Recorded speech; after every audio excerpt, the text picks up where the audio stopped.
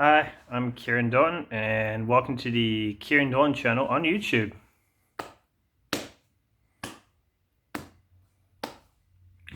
So things are slowly getting back to normal after COVID. Like pubs are reopening, bands are playing again. So I did my first stand-up set for ages. First post-COVID stand-up set, and I went good. I went well. I was pretty happy with the way I went. But before I went on, it's just the pre-bombing fear kicked in, which kind of, like, if you don't know, bombing is when you don't go well on stage. You're like, no one laughs.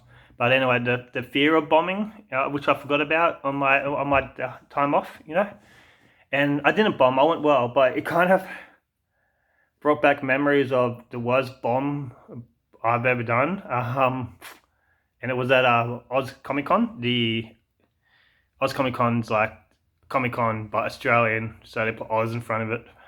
And it's like a pop culture event where like gamers, people who like sci-fi, people who like anime, people who like Harry Potter, they all get together, they dress up, cosplay. It's good. I like it. It's a good event. I go to as many of these as I can. But one year, I can't remember, 5 years ago, maybe more.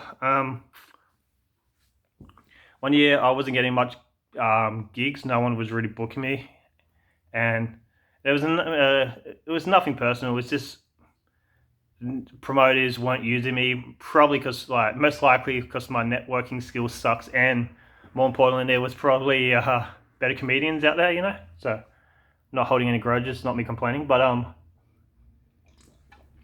had the itch. I wanted to perform again. And Oz Comic Con came out. I went on the website just to see who was going, and there was this little bit on the bottom of the website saying, "Do you want to perform at Oz Comic Con?" And I clicked on it, and they had a stage. It was stage 4 or something they called it, and you could do all kinds of stuff. You just had to write a proposal, and they would choose the best. So I was desperate for stage time, so I wrote to them saying I'm a stand-up comedian. I could do a pop culture stand-up set. Yeah, so like a pop culture, a stand-up set based on pop culture. I was just going to make fun of like old TV shows and cartoons, which I pretty much do in my set anyway. So yeah, my set's pretty much me just talking about old things I used to watch on TV and me being awkward, pretty much. So I wrote a proposal, and I didn't expect to get in. I just wrote it because like, I won't get in, but at least I can say I tried. I applied and they rejected me because there was better people, or people who were going to bring a crowd. So I sent it away. Then a couple of weeks later, I got an email back saying you've been accepted, which means two things. One, I wrote a very good outline of what I was going to do. Or secondly, and the most likely one, was no one else really applied for this. So it was a free gig, but most of my gigs are free. But you got a free ticket into Comic Con, Oz Comic Con, which is good because I was going to go anyway. So really, tickets are like $40. So you could say I got paid $40 for this this set. Anyway, so for me, there are two kinds of bombs. There's a bomb where you're on stage and you think you're going to go well, then suddenly no one laughs, so the crowd turns on you. And that's like a surprise bomb, and that sucks because it takes you by surprise, and you start off feeling happy, then you feel like shit. But the good thing about that is it's quick. It's like pulling a band-aid off. The other type of bomb, and this is the one I went through on the day of the show, Oz Comic Con. It's the slow burn. It's when you're gonna bomb, but there's no way to stop it. It's worse because yes, you don't have the surprise of no one laughing, but you have this long drawn out torture. It's like I did a fringe show once. I had 3 shows. 2 of them were successful. People went, and the third one ended up cancelling because no one went. But I knew all day that no one was going, but I couldn't cancel it, and I just logged on to my little website thing and just saw zero ticket sales. And when it was time for the show, I knew no one was coming, and I went to the sound and go, "Hey, no one's gonna turn up." She's like, "Someone might," and I went, "Nah."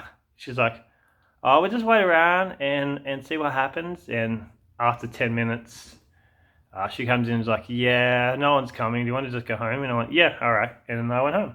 But anyway, so I knew I was gonna bomb, but I had to go through anyway. Like, I guess I could have got the tickets and just not showed up to the stage. If I could have wore a costume like cosplay, they would never know it's me. But uh, there was always a chance that it was going to go well, like a very small chance, maybe like 0.5%. So I went to the stage, and I spoke to the guy. He was running it, the sound guy. And he's like, "So what are you doing?" And I'm like, stand-up comedy." And he stared at me, and I'm like, stand-up comedy. So when I say jokes, and he's kind of like, "Yeah, I know what it is. Why are you doing it here?" And I'm like, I want to try something new. And he's like, "Oh, all right. I don't know how it's gonna go. It's a bit weird, but yeah." And I told him what I needed: just microphone stand, I guess, so I can hang it up on something when I'm finished. Anyway, so the person before me was an author who I haven't heard of, but she was good. I watched her set, and I ended up buying one of her books, and I read most of it, and it was good. And I will finish it one day. I'm a very shit reader. And the show, the thing after mine was how to make money through cosplay, and I'm like, oh, great! There's another comedy thing on this stage, but no, it was real. They were being serious. So I'm like, how do you make money from cosplay? Are they going to tell you to dress up as a clown and do kids parties? That's probably the easiest way. Not taking a piss out of party clowns. That's a freaking hard job. I wouldn't be able to do it. But anyway, so my time was coming up, so I went to do a nervous pee, and this was early on. Like, I think doors opened at 9. The author was on at 10, and I was on at no, the author was on at 9:30, and I was on at 10 past 10 or something. So it was pretty early in the day, which is cool because I got the rest of the day to do whatever I want. So I went to do a nervous pee, and there was a massive line. I've never seen a line for a male toilet so long. Female toilets, there's often a line, but male toilets. And I noticed that the line was only on one side of the door. And all these people were lined up to use the cubicle. Like, I don't know.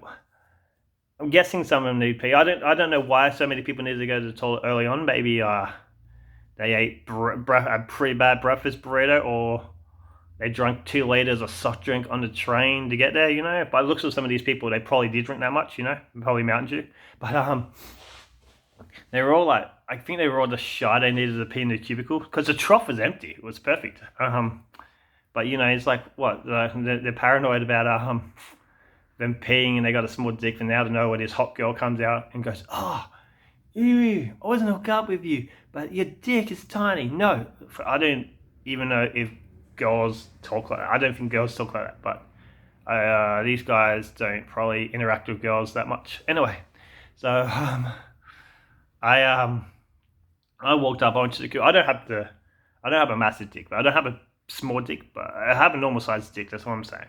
But even if and secondly, I don't care what any of these people think the size of my dick is, because really my dick's not for them. So anyway, I went to the urinal and I peed. I had all the room in the world. I had so much room. I never had so much room at a public urinal before. I just peed, and as I turned around, I didn't flop my dick back in my pants yet. I just flopped it out to show all the people in the line my dick, to show that I was the man, to show I was the alpha wolf. Oh! And I was hoping maybe if they liked the dick, they would see my performance. No. No, they didn't. I like to think I intimidated them, scared them. But really, they played this game of shit because no one goes to a pop culture event to see stand-up. Anyway, so it was time to go on my set, and there was a family of three. It was like a mother and two daughters. They were good. They laughed at some of my jokes, and they stayed to the end. There was a couple other people. There was maybe 9 or 8 people in the crowd. A couple of them were just fatties who needed a place to sit down because they were tired, and they walked. So I did my jokes. I can't remember what I said. Most of them bombed. The family of three laughed at the couple, and I don't think they were pity laughs. But most of the other people just walked off. And I was on stage bombing, and I think I was booked for 15 minutes, so that's not that long, really. So I thought I'd just do 10 minutes, and if I leave 5 minutes early, that's okay. So I'm on stage bombing, and the highlight of my set was halfway through the set, the guy who played Iceman from those X-Men movies, he was one of the guests of the Oz Comic Con, and he like signed autographs and did a Q&A. He walked into the area where I was performing. He looked around, and he was lost, I think. That, or he was just stretching his legs, and looked around, and I think he saw the carnage or the awkwardness of what was going on, and he quickly got out of there. Your set's going bad when the highlight of your set is when a borderline famous actor walks into your set and walks off. A guy who's only recognized by a certain group of fans. He was in that Animorph show as well, and I think he might have popped up in The Boys. So he's sticking to the nerdy fan base, which is good. It's good to stay loyal, because those people are damn loyal. I mean, there's still people watching the first series of Doctor Who. Like young people. So it's a good fan base to have. I remember there was a fat guy who stayed for my entire set, and he just kept shaking his head. He was like angry. He might have been waiting to work out how to earn money from cosplay. But anyway, he was talking. He looks like one of those fuckwits who like post offensive stuff in comment sections of videos. And when he's not doing that, he's photoshopping like Scarlett Johansson's face onto like pornographic images, and then putting it onto Google Images, and jerking off over it, and just like, you would be my boy, you'd be my girlfriend if only you met me. He's masturbating. The lube he's using is actually just the orange stuff that comes off fucking twisties, or cheezels. The orange stuff you get on your hands after you eat the cheezels. That's what he used as lube when he was masturbating. Because mayonnaise is expensive. I just assume fat people like that masturbate with mayonnaise. But anyway, that's another point. So I bombed. I bombed hard, but luckily there weren't too many people, so no one recognized me. It would have been worse if like entire freaking stage chairs were packed with an audience, And everywhere I walk, people just look at me like, "There's this guy who bombed." But I was still paranoid that people who walked past the stage saw me bomb. So I bought this really cheap Spider-Man mask, and I just put that on my face and walked around the rest of the day like that. And after the set, the sound guy at the stage, he was a bit of a douche. He goes, "Well, that didn't go very well, did it?" And I went, "No." And he's like, "Yeah, this isn't a stand-up kind of audience." And I went, "Yeah, all right, well, have fun watching how to make money wearing cosplay, And I walked up and I had a pretty awesome day, I got to see, I can't remember because I get them all merged together. I saw a few Q&As. But yeah, no, it was good. I liked it. But yeah. And, even though I bombed, that's the most I've ever got paid to bomb, $40, Yeah, well, thanks for watching. Please subscribe, please press like, please recommend me to your friends. Comment below on any awkward situations you guys are going through. Thanks for watching. This is a long video, 15 minutes. Thanks to thanks for sticking around to the end if you're watching. Thanks for watching. I don't know how many times I've said that, but I won't say it again. I'm Kieran Doughton. Kieran Doughton, out.